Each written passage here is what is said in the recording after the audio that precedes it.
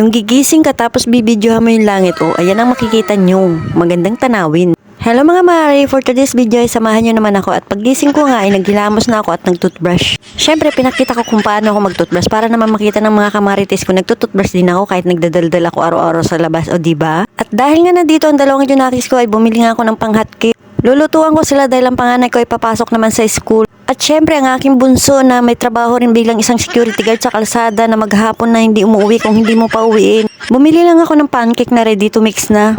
Nakabili na rin ako ng extra margarine at tingilang at isang itlog din. Syempre mga mari, madali lang rin naman gawin to. At ito na nga, paglulutuan ko na ang aking mga anak, lalong-lalo ng aking bunsos dahil mapapagod na naman yun sa kanyang trabaho. Nagdidiwang na naman ang aking bunso dahil nga wala na naman silang pasok ng 2 araw.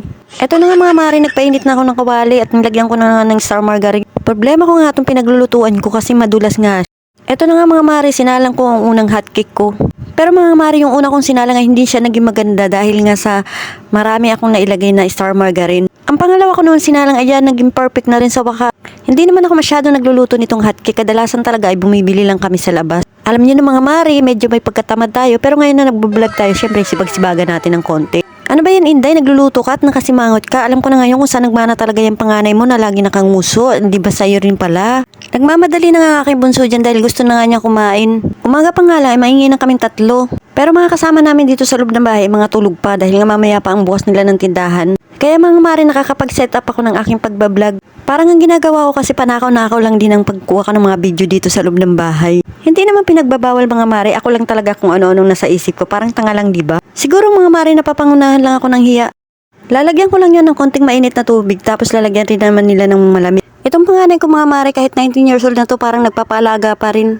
Minsan nga mga mari, naiinis na rin siguro sa akin yan kasi matanong talaga ako sa kanya kung ano mga nangyayari sa buhay niya. Tingnan nyo mga mari, kahit Milo niya, ako pa niya nagtitimpla. Minsan kasi mga mari, yung panganay ko, pag nakanguso yan, iniisip ko bad trip na naman yan sa buhay niya. Hindi ko alam mga mari kung ako lang ba yung ganito pag nakikita ko yung mga anak ko mga nakasimangot, parang ako ba ang namumblema. Ito na nga mga mari, inakyat ko na nga Milo ng 2 bata. Sa kwarto ko na nga rin papahiran ng star margarine at asukal.